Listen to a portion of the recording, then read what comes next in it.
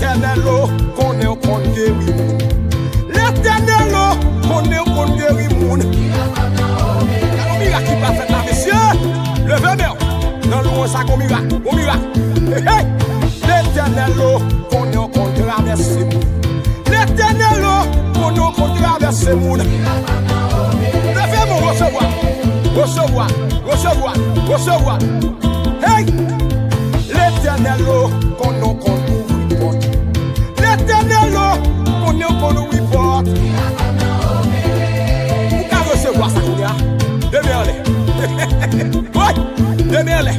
L'éternel, qu'on nous.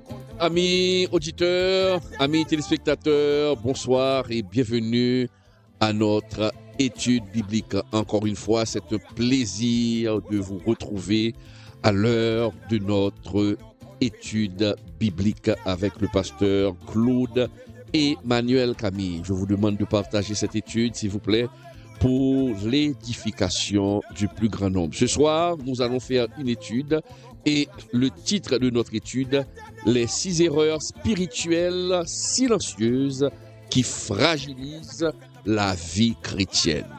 Les 6 erreurs spirituelles silencieuses qui fragilisent la vie chrétienne. Partagez cette étude, mes chers amis, pour l'édification du plus grand nombre. Hey! L'éternel, qu'on nous libérer. L'éternel, qu'on nous mettre libre. Levez-moi, quand on est alors. Levez-moi, levez-moi, levez-moi. Hey, hey! Oui! L'éternel, qu'on nous étonne. L'éternel, qu'on nous étonne. Recevoir. Amis auditeurs, amis téléspectateurs, encore une fois, bonsoir et bienvenue à notre étude biblique de ce soir. Les 6 erreurs spirituelles silencieuses. Des erreurs qui ne font pas de bruit. Je dirais même des péchés qui ne font pas de bruit, mes chers amis.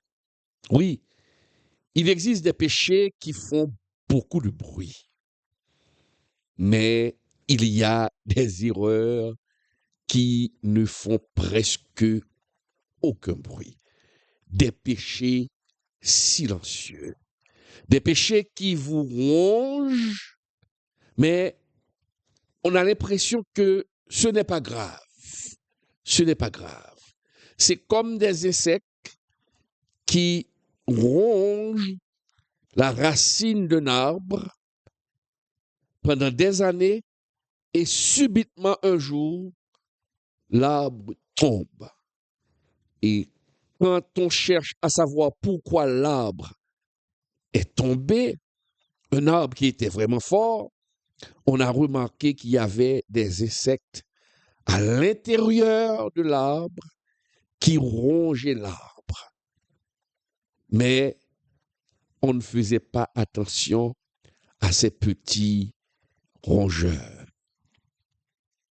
Mes chers amis, on ne tombe pas toujours brusquement dans une grande chute spirituelle.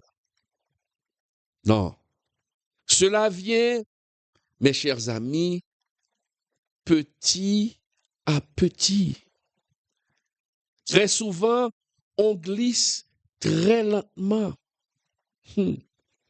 La personne qui décide de quitter Dieu, il ne le fait pas d'un coup. Il le fait très lentement, mes chers amis. Et le jour où cette personne s'est éloignée de Dieu complètement, c'est que le verre était rempli, mes chers amis. Mais on ne laisse pas Dieu d'un coup. On s'éloigne de lui et quand on s'éloigne de lui, souvent, on ne se rend même pas compte. Parce que n'oubliez pas ce que Dieu a dit de l'ennemi de notre âme. Il est très rusé. Le diable est très rusé. il finira par vous détruire sans le savoir et vous donnera l'illusion que tout va bien. Et pourtant, il est en train de vous ronger. Mes chers amis, nous allons voir ce soir les 6 erreurs. Des erreurs silencieuses qui ne donnent pas l'apparence d'erreur, qu'on ne saurait considérer comme un péché. Non. Mais la Bible nous avertit que nous devons être des gens lucides, ayant un esprit de discernement, mes chers amis. C'est ce que la Bible nous enseigne. Nous devons rester attachés à Dieu, attachés à la parole de Dieu pour que l'ennemi ne nous éloigne pas à petit feu de la présence de Dieu. Et c'est ce que nous lisons dans Hébreux 2, verset 1er. Hébreux 2, verset 1er, qui nous dit, c'est pourquoi nous devons d'autant plus nous attacher aux choses que nous avons entendues, de peur que nous ne soyons emportés loin d'elle. Nous devons être attachés. Et c'est la raison pour laquelle, mes chers amis, ici, je vous encourage toujours de vous accrocher à la parole de Dieu. Car quand on ne s'accroche pas à l'essentiel, quand on ne s'accroche pas assidûment à la parole de Dieu, sans le savoir, l'ennemi va vous emporter loin de la présence de Dieu. Loin de la présence de Dieu. Laissez-moi vous dire que le péché n'est pas seulement la rébellion, une rébellion ouverte, où on pêche ouvertement contre Dieu. Non, il y a un plus grand danger. Pécher de manière visible, pécher de manière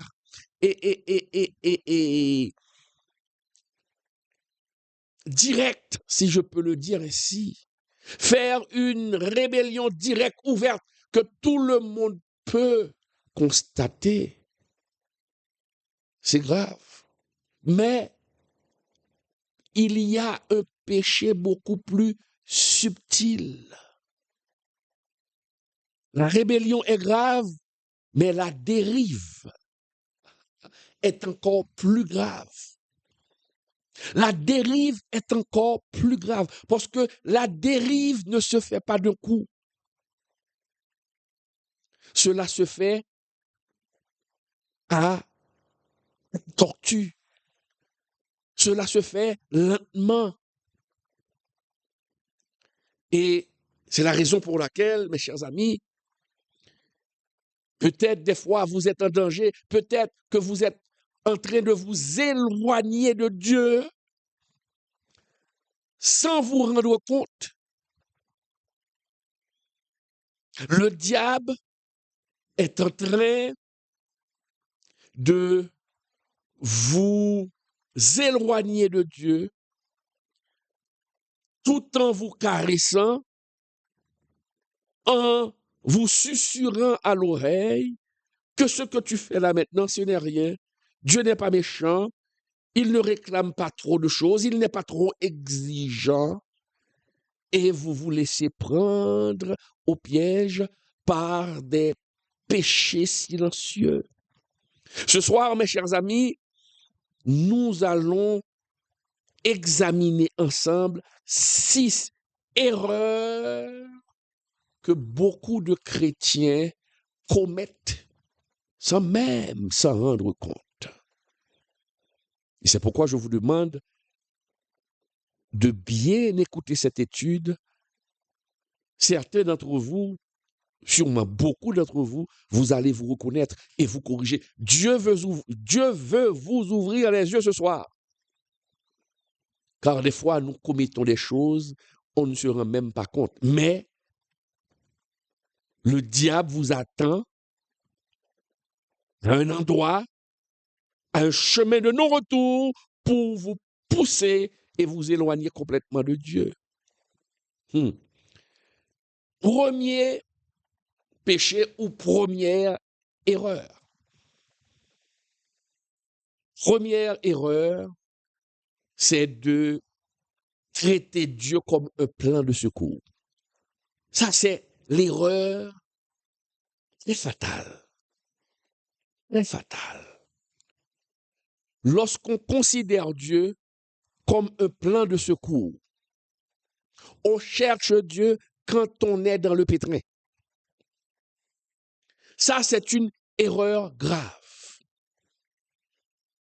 Effectivement, beaucoup de croyants aiment Dieu,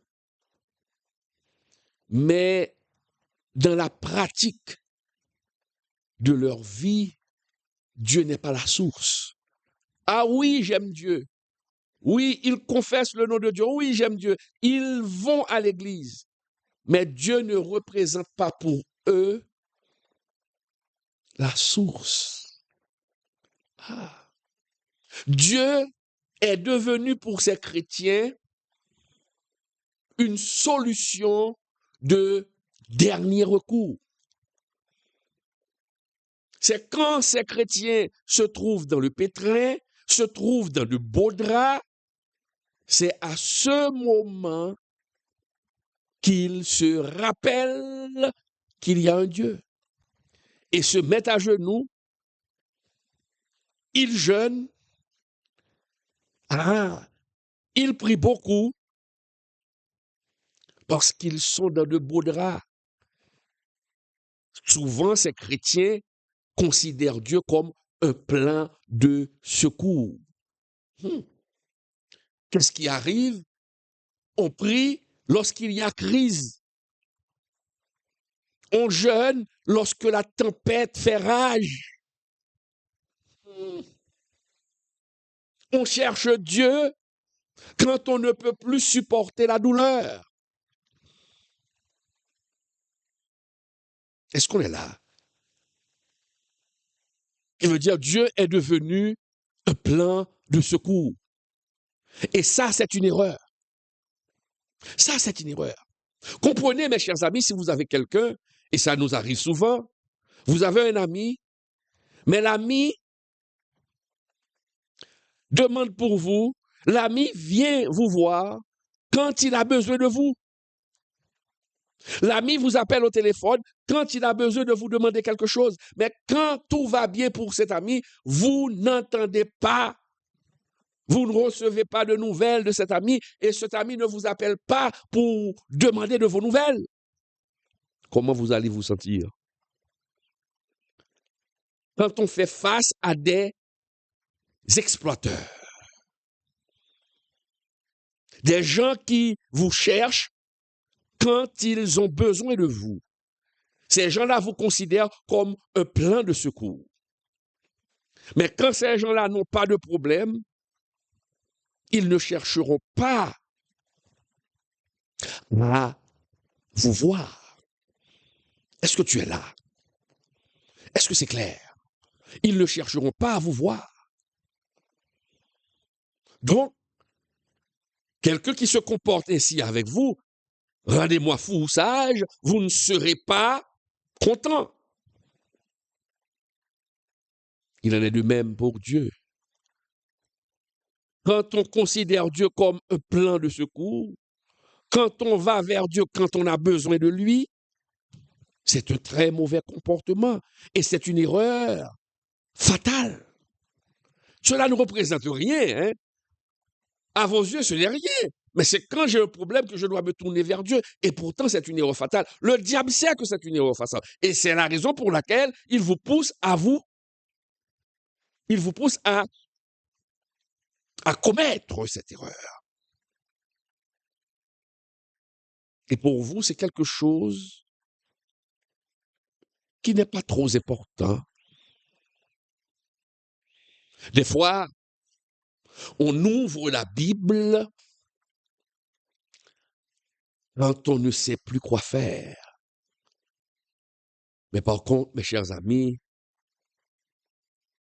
quand tout va bien, quand tout marche comme sur des roulettes, vous ne cherchez pas Dieu. Vous ne le cherchez pas. Vous ne le cherchez pas.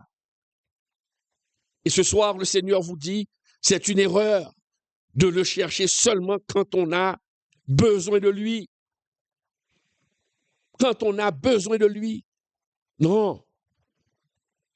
On ne cherche pas Dieu quand on a besoin de lui. La parole de Dieu est claire. Claire.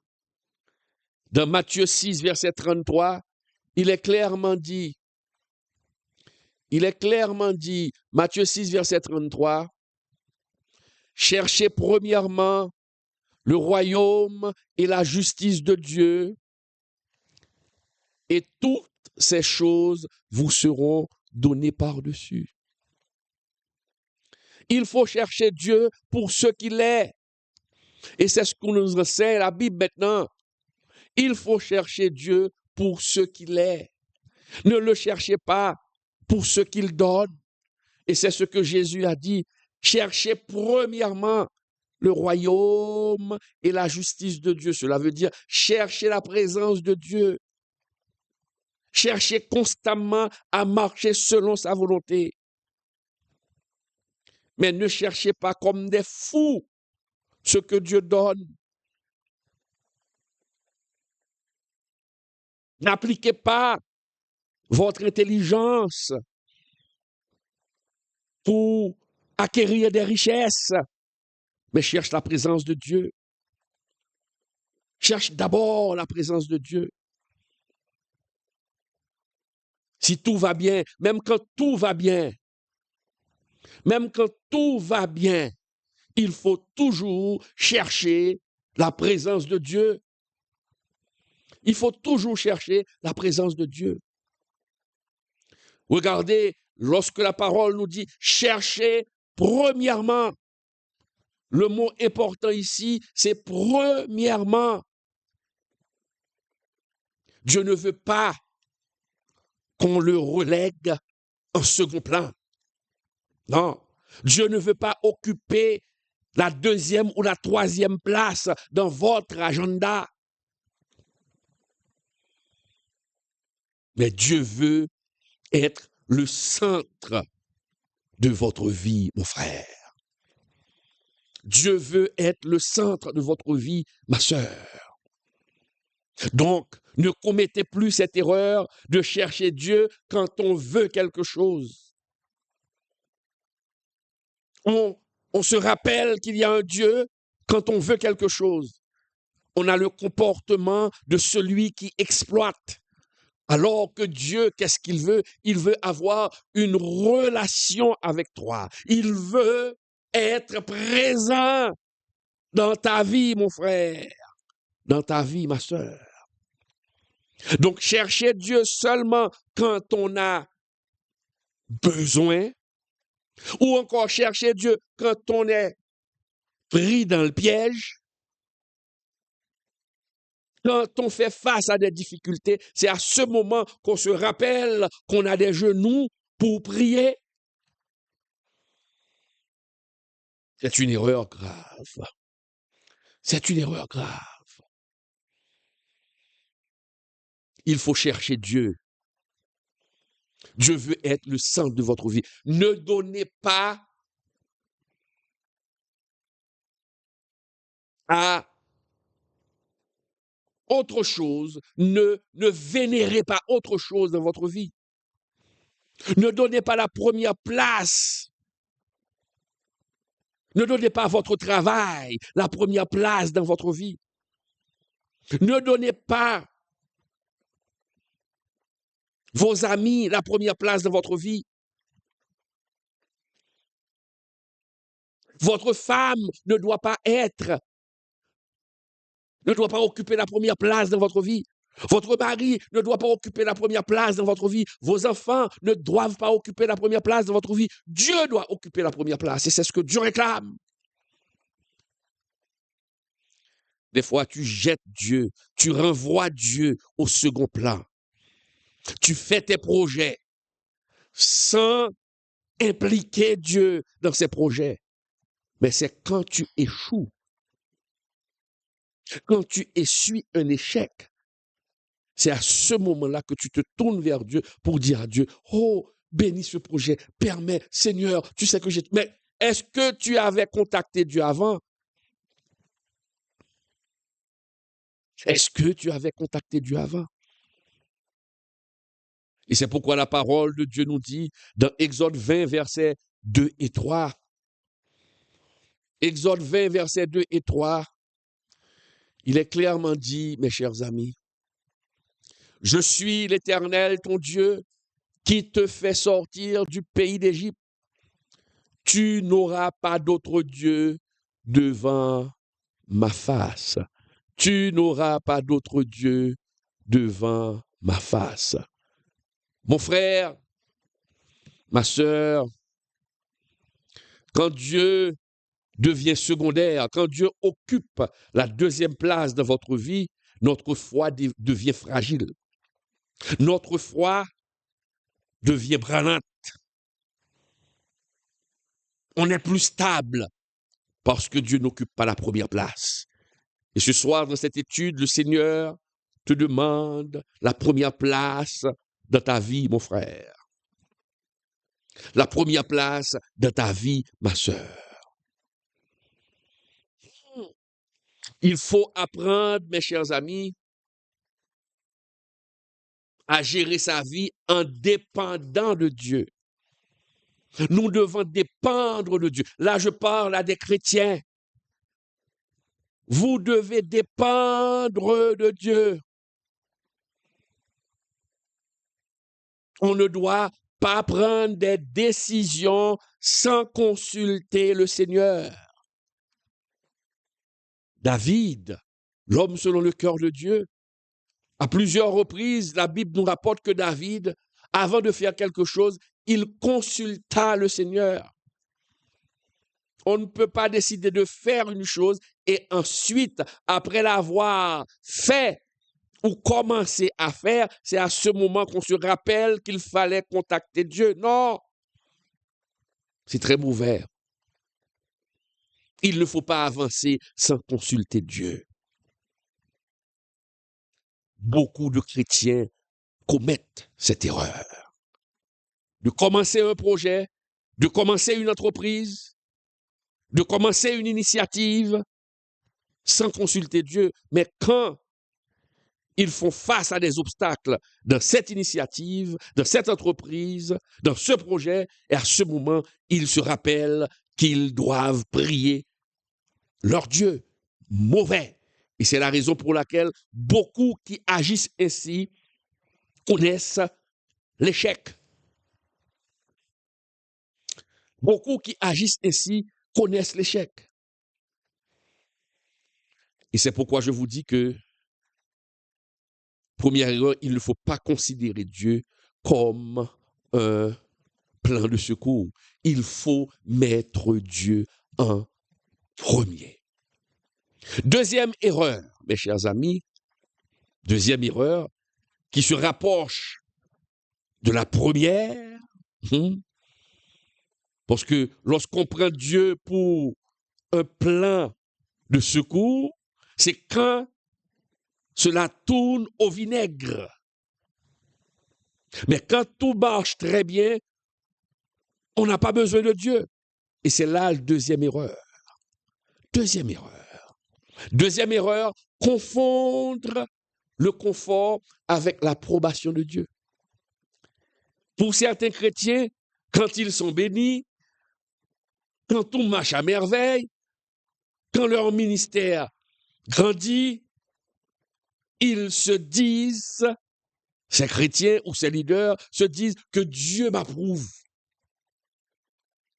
Là, c'est une erreur vitale, capitale, et je pourrais même dire c'est un suicide de penser, puisque tout va bien, tout marche comme sur des roulettes, c'est un signe de l'approbation de Dieu. Beaucoup de chrétiens, beaucoup de leaders font cette erreur. Et c'est la raison pour laquelle c'est à la dernière minute, quand le diable finit par les tuer spirituellement, parce que le diable, en agissant avec douceur avec vous, vous n'allez pas vous rendre compte, mais arrivé à un moment, il vous donnera le coup mortel. Et c'est à ce moment-là que vous allez vous rendre compte que vous aviez perdu la présence de Dieu. C'est à ce moment-là que vous allez voir que vous avez perdu la présence de Dieu. Mes chers amis, prière de ne pas m'appeler. OK? Donc, c'est ça. Nous devons réfléchir pour ne pas confondre l'approbation de Dieu, pour ne pas confondre le confort, si tout marche à merveille, et croire que Dieu est avec nous. La Bible, mes chers amis, ne dit jamais que le calme est toujours un signe de la volonté de Dieu. Non, la Bible ne le dit pas. Des fois, on se retrouve sur un chemin et sur le chemin qu'on se retrouve, on voit que tout marche à merveille, on claque des doigts, tout marche, on réussit et pourtant, le Seigneur s'est éloigné. Et c'est ce que nous dit la Bible. Proverbe 14, verset 12, qui nous dit, mes chers amis, Proverbe 14, verset 12, qui nous dit très clairement, telle voie paraît droite à un homme, mais son issue, c'est la voie de la mort. Son issue, c'est la voie de la mort. Telle voie paraît droite à un homme, mais son issue, c'est la voie de la mort. On peut être très à l'aise, mes chers amis. Tout peut marcher à merveille et croire que Dieu est avec nous et nous sommes dans l'obéissance, dans la désobéissance, pardon. Nous sommes dans la désobéissance. Et des fois, le diable ne viendra pas vous nuire. Le diable ne va pas vous causer trop de problèmes. Quand vous êtes dans le confort, quand tout marche à merveille, quand le ministère marche à merveille, le diable ne viendra pas vous mettre du bâton dans les roues parce qu'il sait que tu vis dans la désobéissance. Il sait que Dieu s'est déjà éloigné parce que tu n'as pas fait les choses comme le Seigneur l'a demandé. Mais puisque tu te sens à l'aise, puisque personne ne t'ennuie, puisque tout marche à merveille, l'argent coule à flot, et ça marche, vous connaissez le progrès, le succès, et puis on dit, ah, je suis un béni de Dieu, alors que Dieu s'est déjà éloigné de toi. Ne pas confondre le confort, ne pas confondre la réussite avec l'approbation de Dieu. Jésus lui-même a dit, dans Matthieu 7, verset 13-14, regardez, il faut comprendre les déclarations de Jésus. Jésus a dit très clairement, mes chers amis, entrez par la porte étroite, car large est la porte, spacieux est le chemin qui mène à la perdition. Et il y en a beaucoup qui entrent par là. Mais étroite est la porte, resserré le chemin qui mène à la vie. Il y en a peu qui les trouvent. Mes chers amis, La croissance spirituelle dérange. La croissance spirituelle dérange. La sanctification dérange. La vérité dérange. Il faut faire très attention. Il faut comprendre ce que Jésus vient de dire. La porte étroite. La porte large. La porte large. Le chemin qui est spacieux, le succès, attention. Cela ne veut pas dire que le succès est synonyme de perdition, parce que Dieu élève ceux qu'il aime. Dieu élève ceux qui ont souffert pour lui dans le désert. Mais il faut faire très attention quand Dieu nous élève pour que l'orgueil ne finisse pas par nous consumer. Et c'est pourquoi il faut toujours rechercher la présence de Dieu. Ah oui. Quand Jésus dit « entrez par la porte étroite », qui veut dire celui qui sert Dieu avec sincérité, qui obéit toujours à la volonté de Dieu, sera persécuté. Et rappelez-vous ce que Jésus avait dit. Celui qui abandonne sa mère, son père, ses terres pour lui, recevra au centuple des bénédictions dans ce monde-ci avec des persécutions. Avec des persécutions. Donc, il faut comprendre, mes chers amis, si tout marche, si tout le monde vous applaudit, attention, il faut faire très attention. Il faut se poser des questions. Il faut se poser des questions, mes chers amis. Donc, le confort n'est pas toujours la paix de Dieu. Le confort n'est pas toujours la paix de Dieu. Parfois, c'est simplement l'âme qui s'est endormie.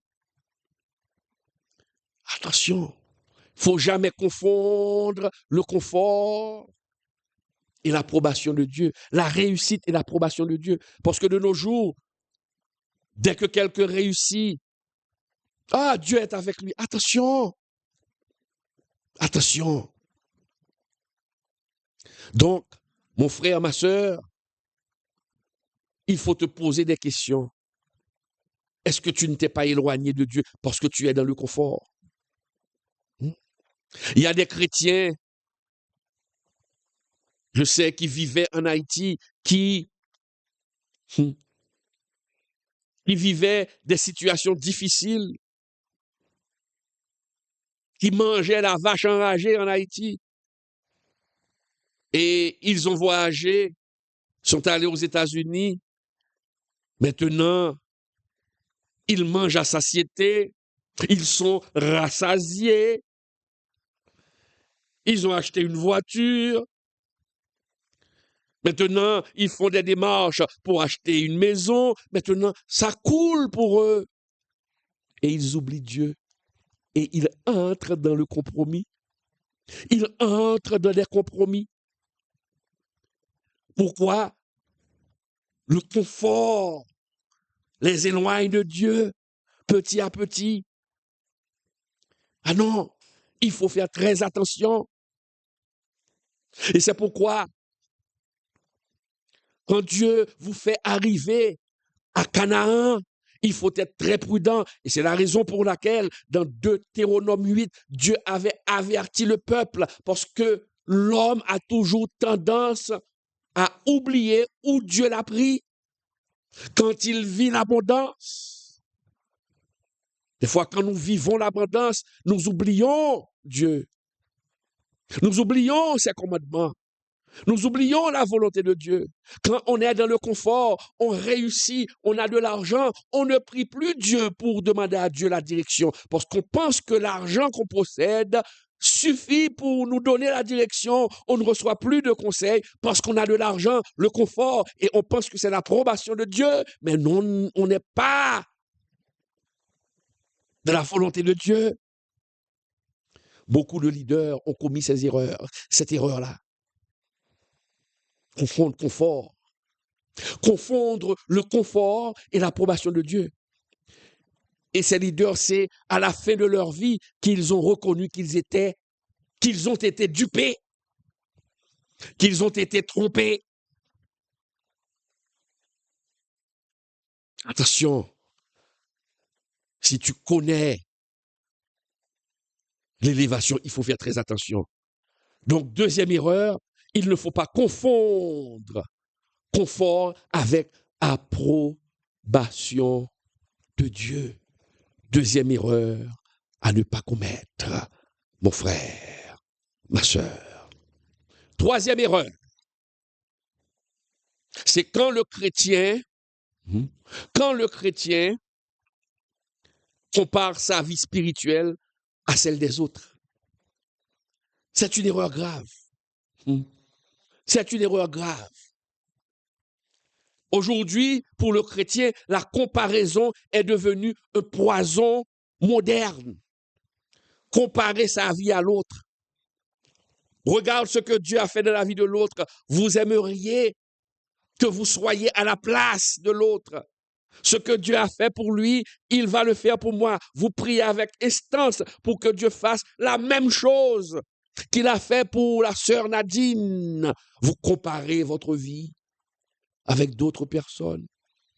C'est une erreur. Une erreur qui peut avoir des conséquences fatales. On regarde l'autre, l'autre réussit, on aimerait être à sa place.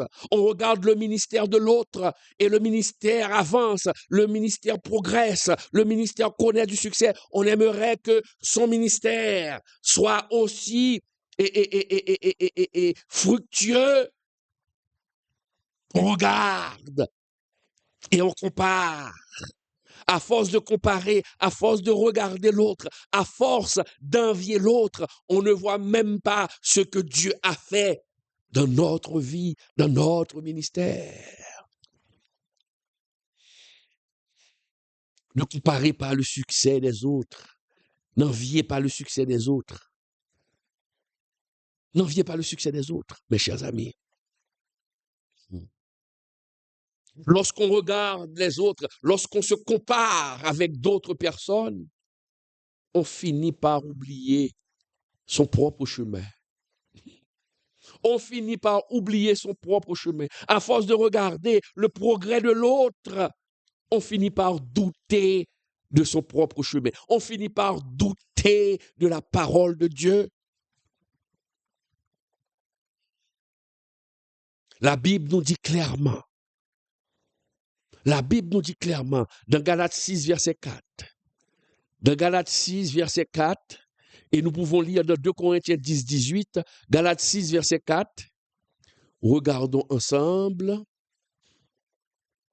qui nous dit, mes chers amis, que chacun examine ses propres œuvres, et alors il y aura sujet de se glorifier. Alors il y aura sujet de se glorifier pour lui seul et non pas par rapport à autrui. Ouais, et non par rapport à autrui. C'est clair. Et dans 2 Corinthiens 10, verset 18, il est dit, ce n'est pas celui qui se recommande lui-même qui est approuvé, mais celui que le Seigneur recommande. Mes chers amis, il faut comprendre. Il faut comprendre cette parole de Dieu. Dieu n'agit pas dans la vie de ses serviteurs de la même façon. Dieu n'agit pas dans la vie de Jean une façon et s'attendre qu'il va agir dans la vie de Jacques de cette même façon. Non. Non. Dieu ne travaille jamais dans la vie de ses serviteurs de la même façon. Le chemin que tu as passé pour arriver à Canaan ne sera pas le chemin que passera l'autre pour arriver à Canaan. Nous avons chacun notre chemin. Dieu a fixé un plan pour chacun. Bien sûr, nous devons atteindre Canaan, mais Dieu ne nous donne pas des détails sur la stratégie. Ah non. La stratégie. Dieu n'utilise pas, alléluia, Dieu n'utilise pas les mêmes stratégies, les mêmes moyens pour bénir ses serviteurs. Il ne faut pas dire que tel serviteur a fait telle chose et Dieu l'a béni en faisant cette chose, alors je vais faire la même chose. Non! Moi, je vous parle en connaissance de cause. Non! La façon dont Dieu a béni Jean ne sera pas la même façon que Dieu va te bénir. Il ne faut pas te comparer aux autres. Tu finiras par perdre ta voix. Tu finiras par perdre ta vocation.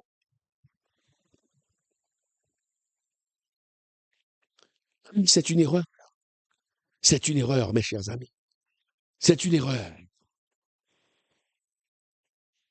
Dieu façonne des cœurs, mais Dieu ne façonne pas des vitrines pour faire voir. Non. Dieu travaille ton cœur. Jean peut avoir passé 10 ans dans le désert, mais ne t'attends pas que ton désert à toi sera 10 ans. Comme Jean, ton désert à toi peut-être sera de 25 ans.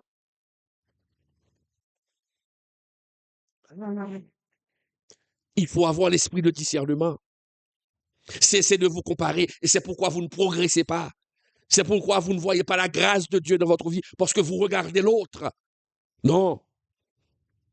Dieu te bénira, mais il le fera à sa façon, de sa manière, mais pas comme il a béni l'autre. Hein? Vous faites la comparaison.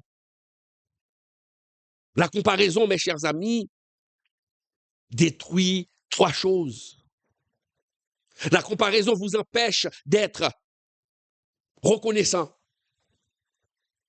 Parce qu'à force de regarder l'autre, on ne voit pas ses propres progrès. On ne voit pas les bénédictions de Dieu dans sa vie à force de regarder l'autre. Donc, la comparaison détruit la gratitude.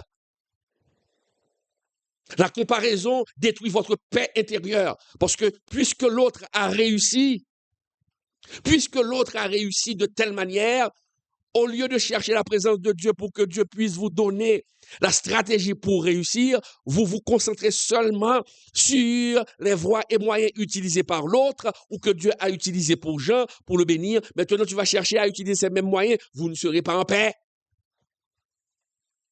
Vous ne serez pas en paix.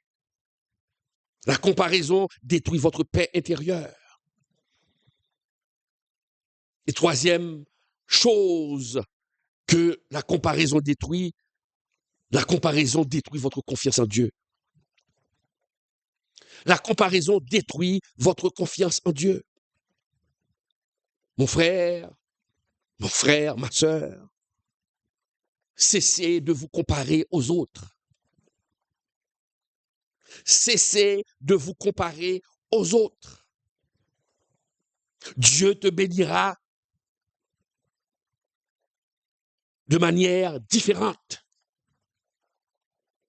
La façon dont Dieu a béni Jean ne sera pas de cette même façon qu'il va te bénir. Le chemin que Dieu a fait pour Jean, pour bénir Jean, il n'utilisera pas le même chemin pour toi. Cesse de te comparer et fixe ton regard. Fixe ton regard sur Dieu. Si Dieu a élevé quelqu'un, a élevé un serviteur, bénis le nom de Dieu pour lui et du Dieu, j'attends mon élévation. Mais ne te compare pas. Ne te compare pas. Ne vis pas avec une comparaison. Cesse de te comparer aux autres. Et ainsi, tu vivras en paix et tu attendras l'heure où Dieu sonnera pour te bénir. 4e erreur. Ignorer les petites convictions du Saint-Esprit. Quatrième erreur. Il y a des choses que l'on fait qui paraissent banales. Et le Saint-Esprit vous dit, ah non, non, non, non, ça c'est pas bon. Mais puisque cela paraît banal, on le fait. Ah, c'est pas un grand péché. Et cette erreur, c'est l'une des erreurs les plus dangereuses. Ignorer les petites convictions, ignorer les petits avertissements du Saint-Esprit. Ah non. Ignorer les petites sonnettes, si je peux le dire ainsi. Ignorer les petites, je ne trouve pas le mot, mais il y a des signaux. Laissez-moi prendre un exemple pour faciliter votre compréhension, parce que je ne trouve pas le mot exact. Par exemple, quelqu'un vous appelle au téléphone et vous prenez le téléphone, vous êtes chez vous et vous n'aimeriez pas parler avec cette personne, vous n'aimeriez pas entretenir une conversation avec cette personne, mais vous prenez le téléphone et vous dites à la personne, vous êtes chez vous, ah, je suis à une réunion importante, je te rappelle. Et pourtant, tu es sur ton lit. Mais rapidement, le Saint-Esprit, c'est comme une sonnette d'alarme, vous dit, ça, c'est pas bon, il ne faut pas le faire. Ce sont des choses banales. Des fois, on fait ces choses banales, mais on pense que ce n'est rien. Mais à force d'accumuler ces choses, cela va devenir un poids. Cela va devenir un poids. Et quand Dieu nous donne ces petits avertissements, c'est un signal de protection. Nous ne sommes pas parfaits. Et c'est pourquoi la Bible nous dit, nous devons nous efforcer d'avoir une vie intègre devant Dieu. Cela ne veut pas dire qu'on est parfait, on tombera, mais nous devons faire l'effort et Dieu cherche celui qui fait l'effort d'avoir une bonne conduite. Donc, n'ignorez pas les petites convictions, n'ignorez pas les petits avertissements, parce que le Saint-Esprit est là pour cela, pour nous convaincre du péché. C'est le rôle du Saint-Esprit. Quand on fait quelque chose de mal, le Saint-Esprit va nous parler. Le Saint-Esprit va nous parler. Et nous lisons dans Jean 16, verset 8. Et nous allons voir ça dans Hébreux 3, verset 7 et 8. Regardez. Jean 16, verset 8, verset 8. Jean 16, verset 8. Regardons Jean 16, verset 8, qui nous dit, et quand il sera venu, il convaincra le monde en ce qui concerne le péché, la justice, le jugement. Le problème, mes chers amis, ce n'est pas d'être repris, mais le problème est de s'habituer à la voix de Dieu et de l'ignorer. S'habituer à la voix de Dieu et de l'ignorer. Regarde ce que dit la Bible encore. Dans Hébreux 3, verset 7, 8. Aujourd'hui, si vous entendez sa voix, n'endurcissez pas vos cœurs. Mon frère, ma sœur, chaque fois que tu refuses une petite correction, à chaque fois, Dieu te dit de ne pas faire quelque chose, même quand la chose est banale, ne veut rien dire, mais on n'obéit pas, on finit par avoir le cœur dur. Et on va s'endurcir. Et l'ennemi va vous détruire. Et c'est pourquoi Paul avertit très clairement dans 1 Thessaloniciens 5, verset 19, il dit, n'éteignez pas le Saint-Esprit. Parce que vous pouvez éteindre le Saint-Esprit. Si à chaque fois vous allez faire quelque chose de mal et que le Saint-Esprit vous avertit, il y a quelque chose en vous qui vous parle, qui vous dit, votre conscience vous parle et vous dit que ce que vous êtes en train de faire est mauvais, mais vous continuez à le faire, vous faites la sourde oreille, vous n'écoutez pas, vous êtes en train de vous endurcir. Et qu'est-ce qui va arriver? À force de vous rappeler, à force de vous avertir et que vous n'écoutez pas, vous allez éteindre le Saint-Esprit.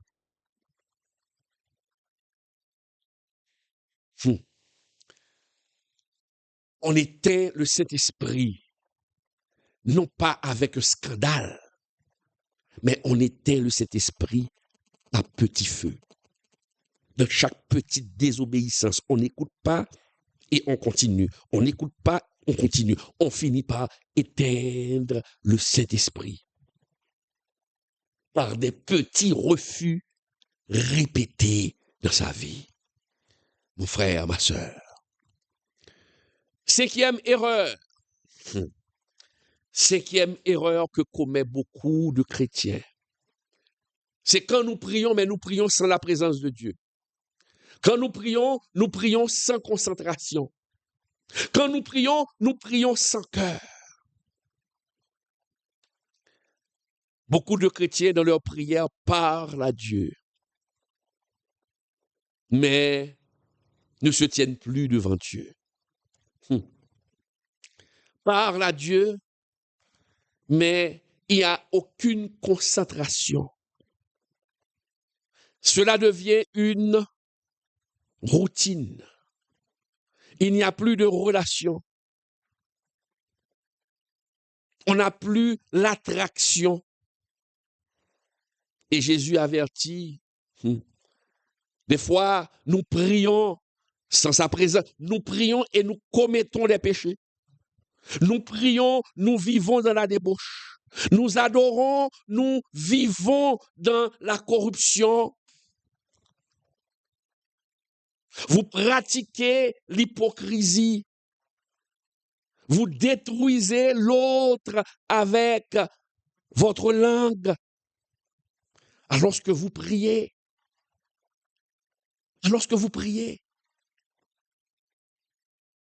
vous exploitez les autres, alors vous priez Dieu. Vous traitez vos frères avec injustice et vous continuez à prêcher. Est-ce que vous comprenez? Nous demandons aux gens d'aimer alors que vous vous détestez. Vous demandez aux autres de pratiquer l'évangile pratique alors que vous ne le pratiquez pas. Vous ne pratiquez pas l'évangile pratique. Et c'est pourquoi Dieu dit, Matthieu 15, verset 8, Matthieu 15, verset 8, Dieu dit, Matthieu 15, verset 8, mes chers amis, Dieu dit clairement, Matthieu 15, verset 8 et Hébreux 4, verset 16, la parole de Dieu nous dit très clairement, ce peuple m'honore des lèvres, mais son cœur est éloigné de moi. Ce peuple m'honore des lèvres, mais ce peuple est éloigné de moi. Mon frère, ma sœur, la prière n'est pas une récitation. Quand on prie, nous devons vivre notre prière. Nous devons vivre notre prière. La prière n'est pas une récitation. Il faut que votre vie soit conforme à la parole de Dieu pour que votre prière soit écoutée. La parole de Dieu nous dit encore dans Hébreux 4, verset 16, « Approchons-nous donc avec assurance du trône de la grâce afin d'obtenir miséricorde et de trouver grâce pour être secourus dans nos besoins. » Approchons-nous donc avec assurance du trône de la grâce afin d'obtenir miséricorde. Approchons-nous avec assurance. Est-ce qu'on croit comprendre? Celui qui s'approche avec assurance, mon frère, ma sœur, c'est celui qui s'approche avec un cœur sincère. S'approcher de Dieu avec assurance, c'est celui qui fait l'effort de marcher dans la droiture et dans l'intégrité, dans la présence de Dieu. C'est ça. C'est ça. C'est ça. Avec assurance du trône de la grâce, afin d'obtenir miséricorde. Donc, on comprend. On ne s'approche pas machinalement du trône de Dieu. On ne s'approche pas machinalement du trône de Dieu. Regarde ce que disait David dans le psaume 51, versets 3 et 12. David a dit, mes chers amis, ô Dieu, aie pitié de moi dans ta bonté. Ô Dieu, crée en moi un cœur pur. Renouvelle en moi un esprit bien disposé. Ô Dieu, aie pitié de moi dans ta bonté. Ô Dieu, crée en moi un cœur pur. Renouvelle en moi un esprit bien disposé. Un esprit bien disposé. Mes chers amis, la prière authentique commence quand le cœur est présent. La prière authentique commence quand le cœur est présent. Mon frère, ma sœur. 6e erreur, mes chers amis. 6e erreur silencieuse ou péché silencieux. C'est quand on sert Dieu en portant une amertume cachée. Quand on sert Dieu alors que nous avons de la haine dans le cœur. Quand on sert Dieu et qu'on est un hypocrite, l'hypocrisie occupe une place importante dans ton cœur, alors tu sers Dieu. Ça, c'est une erreur fatale. Regardez, ces erreurs sont très fréquentes, mes chers amis. Ces erreurs sont très fréquentes. Regardez, on sert, on chante, on prêche, on aide. Mais à l'intérieur, il y a de la haine. À l'intérieur, il y a de la colère. À l'intérieur, il y a des blessures. À l'intérieur, il y a des offenses non guéries. Nous devons demander à Dieu de guérir notre cœur. De guérir notre cœur. Ne pas vivre avec des blessures. Quand on sert Dieu, tout en ayant de la haine dans son cœur pour autrui, vous êtes en train de vous tirer une balle dans la tête. Alors le Dieu que tu sers est un Dieu d'amour. Libère ton cœur de la haine. Tu dois pardonner. Le pardon, c'est pas pour l'autre, c'est pour toi. Quand on a de la haine pour quelqu'un, c'est comme boire du poison et espérer que l'autre va mourir. Non, si vous buvez du poison, vous allez mourir, l'autre ne va pas mourir. La haine, c'est comme du poison. La haine, c'est comme du poison.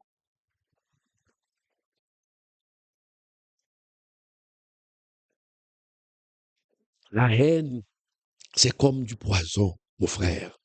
La Bible nous avertit sévèrement. Sévèrement.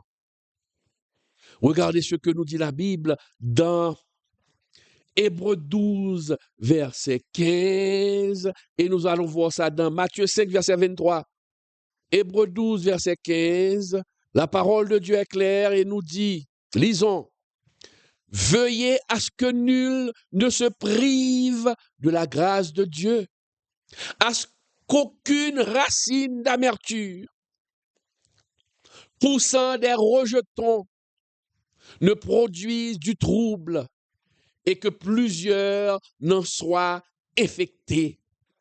Jésus dit encore, si donc tu présentes ton offrande à l'autel et que là tu te souviennes que ton frère a quelque chose contre toi, laisse là ton offrande devant l'autel et va d'abord te réconcilier avec ton frère. Matthieu 5, versets 23-24. Mon frère, ma sœur, Dieu ne cherche pas seulement des mains actives, mais il cherche des cœurs guéris. Des cœurs guéris. Comment aller demander à Dieu de te bénir alors que tu détestes ton frère? Tu as fait du mal à l'autre. Tu sais que tu as fait du mal à l'autre. Mais tu pries. Tu pries. Tu pries avec un mal dans le cœur. Ta prière ne sera pas exaucée. Ta prière ne sera pas exaucée. Regarde ce que nous rappelle Paul dans 1 Corinthiens 13, verset 4-5, qui nous dit, mes chers amis, la parole est claire, l'amour est patient, il est plein de bonté, il ne garde pas rancune. Il ne faut pas garder rancune. Il ne faut pas garder rancune. On ne peut pas servir Dieu durablement avec un cœur fermé, mon frère. On ne peut pas servir Dieu avec un cœur fermé. Mes chers amis, amis chrétiens, amis téléspectateurs, frères et sœurs, ces erreurs qu'on vient de voir apparaissent avant les grandes chutes. Ces erreurs, nous les commettons sans nous rendre compte. Mais si on ne les corrige pas, ces erreurs vont déboucher sur une grande chute. N'attendez pas qu'il soit trop tard.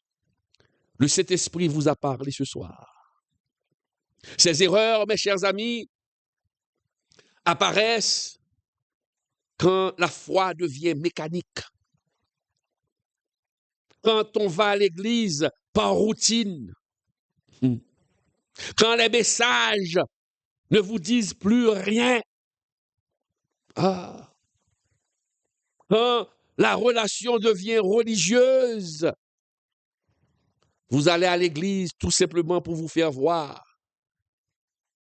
Ah non, c'est grave. Il ne faut pas que ta vie spirituelle devienne une habitude. Il ne faut pas. Il ne faut pas. Il faut faire très attention. Il faut vous examiner, comme nous dit la Bible. Et c'est pourquoi la Bible nous dit, et ce soir, Dieu vous exhorte à vous examiner dans 2 Corinthiens 13, verset 5. 2 Corinthiens 13, verset 5. La parole nous dit clairement, mes chers amis, très clairement, examinez-vous pour savoir si vous êtes dans la foi. Examinez-vous pour savoir si vous êtes dans la foi. Éprouvez-vous vous-même. Ce soir, mes chers amis, à cette étude, le Seigneur vous demande de vous examiner. Le Seigneur vous demande de vous examiner. Mes chers amis, Dieu ne vous appelle pas à la perfection. Dieu sait que vous ne pouvez pas être parfait, nous sommes humains. Mais Dieu te demande ce soir de faire l'effort. Dieu te demande de faire l'effort. Mes chers amis, la plus grande preuve de l'amour de Dieu ce soir, ce n'est pas ce que tu as entendu, c'est ce que tu ressens dans ton cœur. Est-ce que cette étude vous a parlé? Est-ce que cette étude vous a dit quelque chose? Est-ce que le Saint-Esprit a touché votre plaie du doigt? Qu'est-ce qu'il faut faire? Il faut vous repentir pour le moment. Car il est dit, la parole de Dieu, dans Jérémie 17, verset 10, la parole de Dieu dit, moi l'Éternel, j'éprouve le cœur, je sonde les reins pour rendre à chacun selon ses voies. Mon ami, si quelque chose te dérange intérieurement, si cette étude, le Saint-Esprit t'a parlé et quelque chose t'a dérangé intérieurement, ce n'est pas une accusation. Mais Dieu est en train de t'appeler, est en train de te demander de te repentir. Et Jésus dit encore aujourd'hui, mes chers amis, dans Apocalypse 2, verset 5, souviens-toi donc d'où tu es tombé. Repens-toi et pratique tes premières œuvres. Mon frère, ma sœur, le Seigneur vous a parlé. Et s'il vous a parlé, si vous êtes sur une mauvaise voie, vous devez vous repentir. Vous devez vous repentir. C'est ça l'important. C'est ça, mon frère, ma sœur. Frères et sœurs, ça a été vraiment un plaisir d'être avec vous ce soir dans le cadre de notre étude biblique. Et ce soir, nous avons vu les 6 erreurs silencieuses. Les 6 erreurs silencieuses, mes chers amis, qui fragilisent la vie chrétienne, la vie du chrétien. Merci d'avoir été des nôtres. Merci de votre présence et je vous remercie de votre support. Je continue à prier pour vous, prier pour ce ministère d'enseignement du pasteur Claude Emmanuel Camé. Que Dieu vous bénisse et à la prochaine. Bye bye. Pourquoi faut-il soutenir ceux qui prêchent la parole? Savais-tu que la Bible enseigne qu'il faut soutenir ceux qui nous enseignent la parole? Et tu vas voir pourquoi c'est important. Dans Galates 6:6, il est écrit que celui à qui l'on enseigne la parole fasse part de tous ses biens à celui qui l'enseigne. Cela signifie que lorsqu'on reçoit un enseignement spirituel, il est normal d'aider ceux qui nous instruisent. Dans 1 Corinthiens 9:14, Paul rappelle « Le Seigneur a ordonné à ceux qui annoncent l'Évangile de vivre de l'Évangile. Jésus lui-même a prévu que ceux qui consacrent leur vie à prêcher doivent pouvoir en vivre. » À l'époque biblique, les apôtres voyageaient et dépendaient des dons des croyants pour continuer leur mission. Aujourd'hui, c'est pareil. Pasteurs, évangélistes, créateurs de contenu chrétien. Ils passent du temps à enseigner et ont besoin de soutien pour continuer. Comment appliquer ce principe? En les soutenant par des dons, en priant pour eux, en partageant leur contenu et en les encourageant. Et toi, connais-tu quelqu'un qui enseigne la parole et que tu pourrais bénir aujourd'hui? On est au compte faire miracle. Éternel, on est au compte faire miracle. Miracle va opérer. Vous gardez le côté là. Oui. L'éternel, on est au compte faire miracle. L'éternel, on est au compte faire miracle. Alléluia. L'éternel, on est au compte faire miracle. L'éternel, on est au compte faire miracle. Alléluia. Levez-moi. Levez-moi. Levez-moi. L'éternel, on est au compte guérir. L'éternel, on est au compte guérir. Un miracle qui va faire la messieurs. Levez-moi. Dans le ça comme miracle. Au miracle. L'éternel, on est au compte traverser. L'éternel, on est au compte traverser.